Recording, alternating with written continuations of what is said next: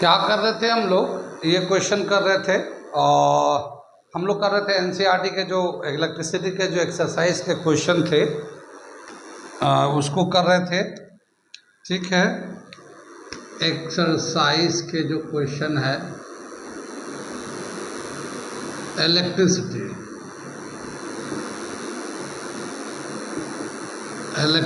कर रहे थे हम लोग। ठीक, क्या बताया कि इसमें जो है ना 1 to 4 क्वेश्चन तो हम लोगों ने कर दिया, वो मल्टीपल चॉइस था ABC करके, वो तो हमने कर दिया था पिछले वीडियो में। अगला जो क्वेश्चन नंबर 5 था उसमें लिखा है कि वोल्ट मीटर कहाँ कनेक्ट करते हैं। तो वोल्ट मीटर अप्लायंस के पैरेलल में कनेक्ट करते हैं हम लोग। जैसे बल्ब है तो उसके पैरेलल में वोल्ट मीटर कनेक्ट किया जाता है। क्वेश्चन नंबर 5 का वो आंसर हो जाएगा। क्वेश्चन नंबर 6 दे रखा है ये, और ये क्वेश्चन मैं पढ़ के और करके दिखाता हूँ। A copper wire has diameter 0.5 mm and the resistivity of 1.6 × -4 ohm meter. What will be the length of the wire to make its resistance 10 ohm? How much does the resistance changes if the diameter is double? क्या मतलब हुआ कि एक wire है, मैं solution करके दिखाता हूँ इसको।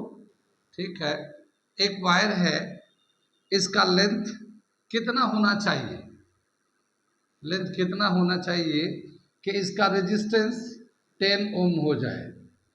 ठीक है, इस वायर का डायमीटर जो दे रखा है, ये डायमीटर 0.5 mm दे रखा है, और इसका जो रेजिस्टिविटी, ये कॉपर वायर है तो इसकी रो की जो वैल्यू दे रखा है रेजिस्टिविटी का 1.6 × 10⁻⁴ ओम मीटर ये दे रखा।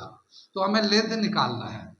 ठीक है, हम लोग जानते हैं किसी भी वायर का जो रेजिस्टेंस होता है कई सारे पैरामीटर्स पे डिपेंड करते हैं। रेजिस्टेंस ऑफ अ वायर का फॉर्मूला होता है हमारा R is equal to rho L A. Resistance of wire जो है, वायर जो है उसकी रेजिस्टिविटी पे डिपेंड करता है, किस मेटल का, किस मटेरियल का बना हुआ वो वायर, तो उसकी रेजिस्टिविटी कितना है उस पर डिपेंड करता है। Length of the wire, wire छोटा है बड़ा है, कितना बड़ा है उसका लेंथ कितना है, उसके हिसाब से भी रेजिस्टेंस डिपेंड करता है। एरिया ऑफ क्रॉस सेक्शन से इन्वर्सली रिलेट करता है, यानी मोटा वायर है तो ज़्यादा कम रेजिस्टेंस होगा, और पतला वायर होगा तो ज़्यादा रेजिस्टेंस होगा। इन्वर्सली रिलेट करता है। ठीक है ना, R is inversely to area of cross section. मोटे वायर का कम रेजिस्टेंस, पतले वायर का ज़्यादा रेजिस्टेंस होता है। अब हमसे बोला है कि ये लेंथ निकालिए। ठीक है, लेंथ निकालिए, तो लेंथ का फॉर्मूला आएगा हमारा RA/रो, रेजिस्टिविटी डाल दिया। ठीक है, हमें रेजिस्टेंस कितना चाहिए, 10 ओम का चाहिए। एरिया ऑफ क्रॉस सेक्शन, ये जो ना सर्कुलर पार्ट होता है, सिलेंड्रिकल बॉडी होता है ना, वायर जो भी होता है सिलेंडर होता है, तो सिलेंडर होता है तो उसका इसका एरिया ऑफ सर्कल होता है, इसका πr² निकालते हैं। πr² होता है ये, πr² अपॉन रो, रेजिस्टिविटी 1.6 × 10⁻⁴। ठीक है, अब इसका जो वैल्यू है उसे डालते हैं हम लोग। ठीक, तो यहाँ तो 10 ही रहेगा अभी, ये पाई को 3.14 डाल देते हैं, और ये आर नहीं, रेडियस नहीं दे रखा, डायमीटर दे रखा है, तो डायमीटर का आधा कर देंगे और उसका स्क्वायर कर देंगे। ठीक है ना, डायमीटर को आधा कर दिया, 1.6 × 10⁻⁴। कितनी बात सुन रहे? यहाँ पे जो डायमीटर दे रखा है ये मिलीमीटर में दे रखा है, मैं इसको डायमीटर को यहाँ पे 0.5 mm में दे रखा, मिलीमीटर में। अगर मीटर में लिखना चाहेंगे तो 0.5 10⁻³ मीटर लिख सकते हैं डायमीटर का वैल्यू को। यहाँ से हम लोग इधर करते हैं, ये वैल्यू इधर दिखेगा नहीं, क्वेश्चन को मिटा सकते हैं, क्वेश्चन को मिटा देते हैं, क्वेश्चन मिटा देंगे तब भी आसान पड़ेगा, तो हम लोग क्या करते हैं, क्वेश्चन को मिटा ही देते हैं। ठीक है, क्वेश्चन को ही मिटा लेते हैं क्योंकि क्वेश्चन बड़ा था, जगह कम है ये।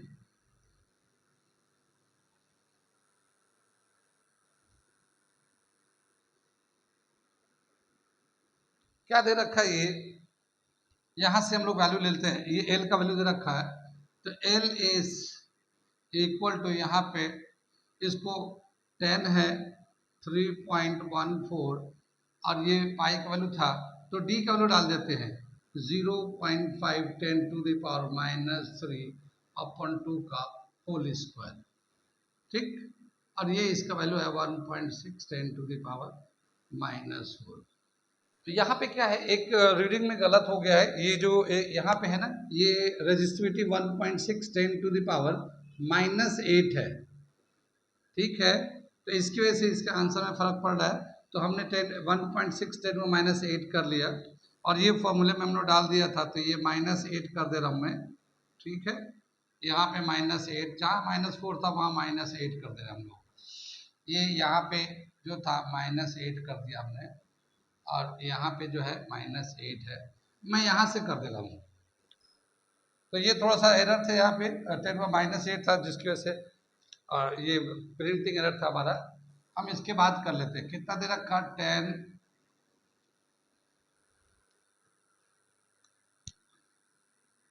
दे रखा 3.14, इसका स्क्वायर करेंगे 0.25 10 टू द पावर -6 आ जाएगा और ये 2 का स्क्वायर नीचे 4 आ गया, ये आ जाएगा 1.6 10 टू द पावर -8। ये जो है ये कैंसिल होकर 10 टू द पावर 2 ऊपर चला जाएगा, ठीक है। 10 टू द पावर 2 ऊपर चला जाएगा। इसको अगर हम लोग फर्दर सिंप्लीफाई करेंगे तो ये सबको सिंप्लीफाई करने के बाद ये जो हमारा वैल्यू है, देखिए यहाँ पे ये बचा, ऊपर में कितना बचा 10 इंटू 3.14 तो 31.4 आ गया, 10 से मल्टीप्लाई कर दो, ये 4 4 जा 16 256, यहाँ पे डेसिमल लग गया 10 टू द पावर 2। इसको 31 को 25.6 से करेंगे तो ये 1.2265 10 टू द पावर 2 मीटर आएगा ये, ठीक है। और इसको अगर हम लोग 100 से मल्टीप्लाई कर देते हैं तो 122.65 मीटर इसका लेंथ आ जाएगा।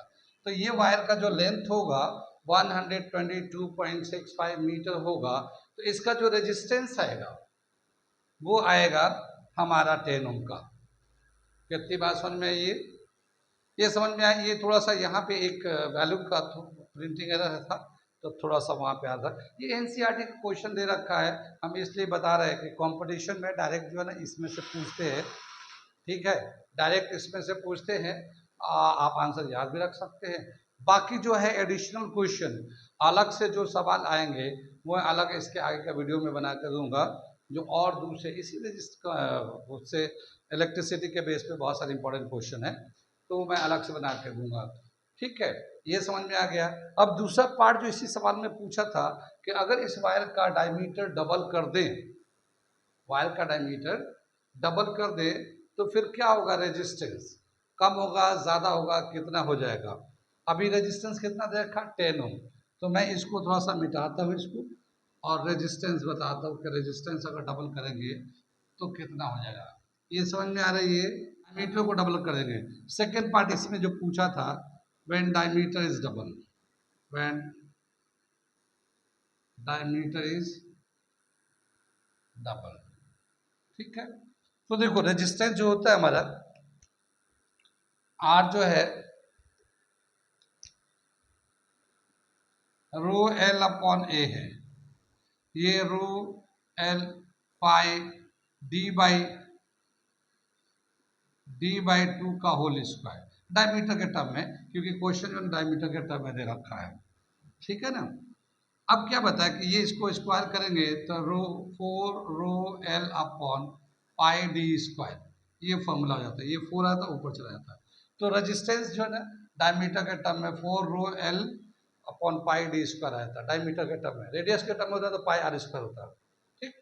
अब क्या बताया कि डायमीटर को डबल कर देते हैं, डायमीटर को डबल कर देते हैं तो डायमीटर जो अब जो होगा 2d के बराबर हो जाएगा, डी डैश जो है 2d के बराबर होगा। तो मैं ऊपर कर देता हूँ, तो नया जो रेजिस्टेंस होगा rho l upon a dash ले लेते हैं, rho l upon pi d dash का स्क्वायर, डी डैश का स्क्वायर, डी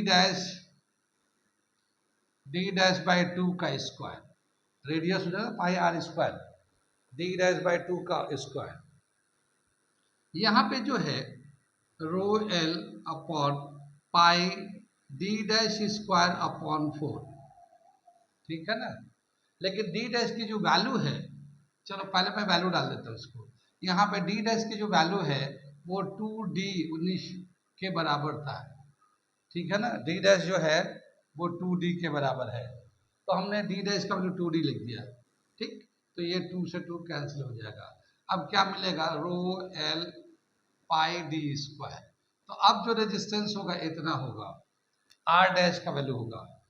और ये जो था हमारा ये 4 रो एल पाई डी स्क्वायर, ठीक है। कितनी बात समझ में आई। ये हमारा पहले था रेजिस्टेंस। अब नया जो रेजिस्टेंस हुआ, वैसे भी देखो हमारा जो रेजिस्टेंस होगा एरिया से इनवर्सली प्रोपोर्शनल है। एरिया ऑफ वायर का उससे क्या होगा, इनवर्सली प्रोपोर्शनल है। अगर डायमीटर बढ़ेगा तो रेडियस घटेगा, डायमीटर घटेगा तो रेडियस बढ़ेगा। यहाँ डायमीटर डबल हो गया, यानी कि डायमीटर बढ़ गया, तो रेजिस्टेंस क्या हो जाएगा, कम हो जाएगा। तो यहाँ पे रेजिस्टेंस कम हो गया। कितना कम हो गया, अब इसको हम लोग कंपेयर कर लेते हैं। किसको, ये आर डैश का वैल्यू ये दे रखा है और आर का वैल्यू ये दे रखा है, तो कंपेयर कर लेते हैं। तो क्या करेंगे, दोनों का डिवाइड करके रेशियो निकाल लेते हैं। Now taking ratio of this two, तो आर डैश अपॉन आर, तो आर डैश का वैल्यू क्या है, rho L pi d square, ये तो आर डैश का आया था। आर का वैल्यू है 4 रो एल पाई डी स्क्वायर, तो ये पूरा पाई डी स्क्वायर सब कैंसिल होगा, 1/4 बचेगा, ठीक है। तो अब जो रेजिस्टेंस इसका आर को यहाँ क्रॉस करेंगे तो आर डैश जो होगा, ये आर डैश 1/4 ऑफ आर हो जाएगा, आर को क्रॉस कर दिया। तो ये अब जो रेजिस्टेंस जो है ना, पहले वाले रेजिस्टेंस का 1/4 हो गया। वैसे भी देखो यहाँ पे डी का स्क्वायर करते हैं, तो जब इसका रेडियस का स्क्वायर होता है तो डायमीटर अगर डबल करेंगे तो जाएगा रेजिस्टेंस घट जाएगा, डबल करेंगे तो उसका स्क्वायर आएगा इस पे, तो 4 टाइम्स घट जाएगा। तो यहाँ पे 4 टाइम्स घट गया। ये हम लोग करके दिखा रहे हैं, ये हम लोग कंसेप्ट से है, ठीक है। कितनी बात समझ में आई, डायमीटर बढ़ा तो रेजिस्टेंस घट गया। कहाँ कहाँ समझ में नहीं आया ये, आगे चले अगला क्वेश्चन करते हैं हम लोग इसके, ठीक। ये अगला क्वेश्चन हम लोग कर रहे हैं, क्वेश्चन नंबर 9। ऐसे बीच में जैसे 6 किया था अभी हमने, 6 के बाद 7 आसान क्वेश्चन टेबल फॉर्म में है, तो वो एंट्रेंस में नहीं पूछ सकता। और 8 वाला जो है ना बहुत ही आसान है, वो आप कर सकते हो। तो जो थोड़ा सवाल कंसेप्चुअल है, जिसमें ट्रिक है, इम्पॉर्टेंट है, वो मैं करा रहा हूँ यहाँ पे। ऐसा नहीं कि सारा क्वेश्चन मैं करा रहा हूँ, जो सिलेक्टेड क्वेश्चन मैंने सेलेक्ट कर लिया कि इसको करा देते, इसे करा देते, उसे करा रहे हैं हम लोग। तो क्वेश्चन नंबर 8 जो है आसान था, आप लोग खुद भी कर सकते हैं। मैं 9 नंबर करा रहा हूँ। क्या दे रखा 9 नंबर में, a battery of 9 volt is connected in series with resistance of resistors of 0.2 ohm, 0.3 ohm, 0.4 ohm, 0.5 ohm and 12 ohm respectively. How much current follow through the 12 ohm resistors. क्या समझ में आया कि एक जो बैटरी है, ठीक है, एक बैटरी को ऐसे 1 2 3 4 5 रजिस्टर से कनेक्ट कर रखा है। अगर मैं फिगर बना के दिखाऊं तो एक बैटरी है, 1 register, 2 register, 3 register, 4 register, 5 register, और ये इस तरह से कनेक्ट है। ये स्विच ले लेते हैं हम लोग, ठीक है। ये 0.2 ओम का है, 0.2 ओम का है, ये 0.3 ओम का है, ये 0.4 ओम का है, ये 0.5 ओम का है, ये 12 ओम का है। कितनी बात सुने, और ये 9 वोल्ट की बैटरी है। अब हमें बताना है कि 12 ओम रजिस्टर से, 12 ओम रजिस्टर से कितना करंट जाएगा, ये बताना है, ठीक। तो जब भी कभी हम लोगों को कंसेप्ट में बताया था, जब भी कभी रजिस्टर सीरीज में कनेक्ट होते हैं तो करंट सेम होता है। तो करंट तो सेम जाएगा सब में, चाहे वह 2.2 ओम का हो, उससे भी करंट वही जाएगा, 0.3 ओम रजिस्टर से भी वही करंट जाएगा जो 12 से जाएगा, 0.4, 0.5 और 12 सबसे एक ही करंट जाएगा। वो कितना होगा, तो वो निकालते हैं हम लोग करंट। कैसे निकालेंगे, पहले इतने सारे रजिस्टर जो है ना सीरीज में कनेक्ट है, तो इनका इक्विवेलेंट रजिस्टर्स निकाल लेते हैं, ठीक है। अगर बहुत सारे रजिस्टर अगर सीरीज में पैरेलल में कनेक्ट होते हैं तो उनका हम लोग इक्विवेलेंट रजिस्टेंस निकालते हैं, और इक्विवेलेंट रजिस्टेंस निकालने के बाद जो रिजल्टेंट आता है फिर उसको पोटेंशियल को डिवाइड करते हैं उससे, और फिर हमें करंट आता है। तो यहाँ पे हम लोग इक्विवेलेंट रजिस्टेंस निकालते हैं। इक्विवेलेंट रजिस्टेंस कितना हो जाएगा?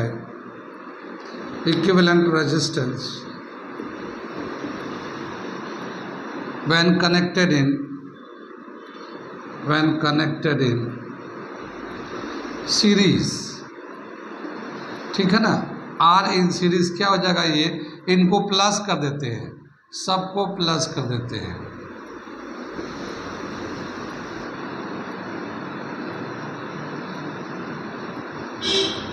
ठीक है ना, इन सबको प्लस कर दिया तो कितना आ जाएगा?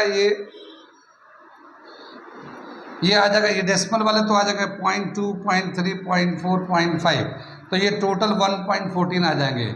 1.14 प्लस 12 तो ये आर इन सीरीज जो होगा 13.4 ओम के नेट रेजिस्टेंस आ जाएंगे जब हम लोग इसको ऐड करेंगे। तो कितनी बात सुन में। और अब इस नेट रेजिस्टेंस को हम लोग क्या करते हैं, ये हमने फिगर में दिखा दिया, इस पूरे इन्फॉर्मेशन को फिगर में दिखा दिया, तो क्वेश्चन को हम मिटा दे रहे हैं यहाँ से। ठीक है, इसकी ज़रूरत नहीं है, मैं इसको फिगर्स में दे रखा है। ठीक, अब इतना रेजिस्टेंस है, पोटेंशियल सप्लाई कितना है? 9। तो 9 को करंट अगर निकालना चाहते हैं, current is equal to V upon R in series. V दे रखा 9 और ये 13.4 है, 13.4 है। तो इसको जब 9 को हम लोग 13.4 से डिवाइड करेंगे तो इसका जो वैल्यू आएगा वो हमारे ये वैल्यू देगा हमारा 0.67 एम्पियर का करंट चलेगा। कितनी बात सुने? तो ये करंट आ जाएगा, यहाँ से चलेगा।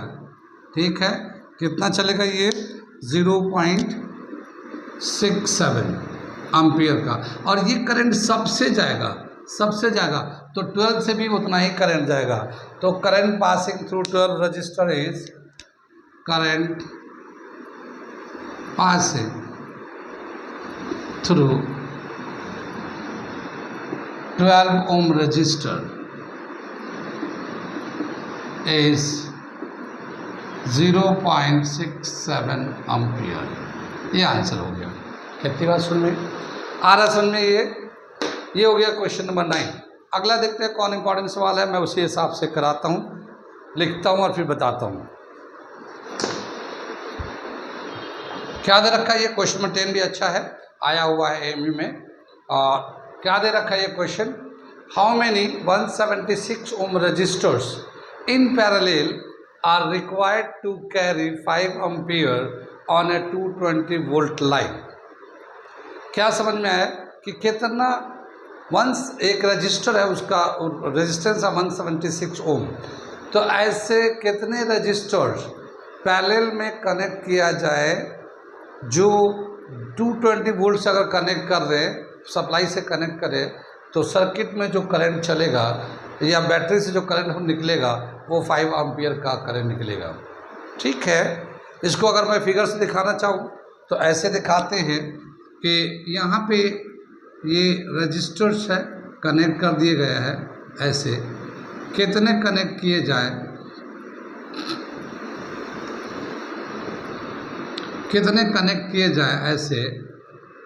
ये 220 वोल्ट की सप्लाई है, ठीक है ना। कितने कनेक्ट किए जाए कि इसमें जो करंट हो 5 एम्पियर का करंट चले। इसका जो रेजिस्टेंस है 176 ओम का है ये, ठीक है, एक रजिस्टर का। तो ऐसे कितने चाहिए, कितने चाहिए नंबर बताने हैं। ठीक, तो ये सवाल दे रखा हमारा, फिगर से समझाया हमने, इसका सलूशन करके दिखाते हैं। कितनी बात सुनिए, अगर एक जितना भी रेजिस्टेंस हो, इनका इक्विवेलेंट रेजिस्टेंस इतना आना चाहिए कि अगर हम उस इक्विवेलेंट रेजिस्टेंस को 220 से डिवाइड करें, 220 को डिवाइड करें तो करंट आएगा 5 एम्पियर का। ठीक है, कितनी बात में। तो इन सब का इक्विवेलेंट रेजिस्टेंस को हम लोग आरपी बोलते हैं, रेजिस्टेंस इन पैरेलल कनेक्टेड। ठीक है, तो मैं आरपी ले लिया इसको, और हम लोग लेते हैं करंट ओम्स लॉ के अकॉर्डिंग क्या होता है, V is equal to I into R, यहाँ पे RP है और हमें RP रेजिस्टेंस इन पैरेलल कितना होना चाहिए, V अपॉन I के बराबर होना चाहिए। V कितना है 220 सप्लाई है, 5 एम्पियर का करंट चाहिए, 5 से डिवाइड करते हैं 44 ओम, यानी जो इक्विवेलेंट रेजिस्टेंस होना चाहिए वो 44 ओम का होना चाहिए।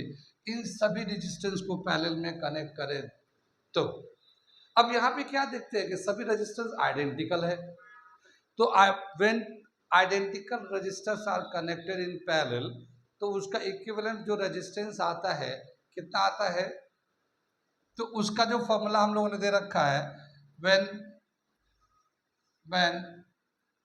N identical resistors connected in parallel, theory में भी बता रखा हमने ये सारी चीजें, तो ये आर पी जो होगा आर अपॉन एन हो जाएगा, ये थ्योरी में हमने करा रखा है, ठीक है। ये R P equivalent resistance connected in parallel, ये R resistance of each resistor और ये n number of resistor connected in parallel. अब हमें यहाँ पे निकालना नंबर ऑफ रेजिस्टेंस, तो हम लोग क्या निकालेंगे, n is equal to R upon R P. यहाँ पे r जो है रेजिस्टेंस ऑफ ईच रजिस्टर 176 है, ये डाल दिया। इक्विवेलेंट रेजिस्टेंस यहाँ से 44 है, ये 44 डाल दिया। इसे सिंप्लीफाई करेंगे 4, यानी n का वैल्यू 4 आ रहा है, यानी अगर 4 रजिस्टर को जिसका रेजिस्टेंस 176 ओम है पैरेलल में कनेक्ट कर दिया जाए तो फिर उसका जो इक्विवेलेंट रेजिस्टेंस होगा उस रेजिस्टेंस से 220 वोल्ट सप्लाई से कनेक्ट रखेंगे तो 5 एम्पियर का करंट चलेगा इसमें। कितनी बात सुन में, आगे चले हम लोग, ये दे रखा हमारा, ये था हमारा क्वेश्चन नंबर 10। आगे चले हम लोग।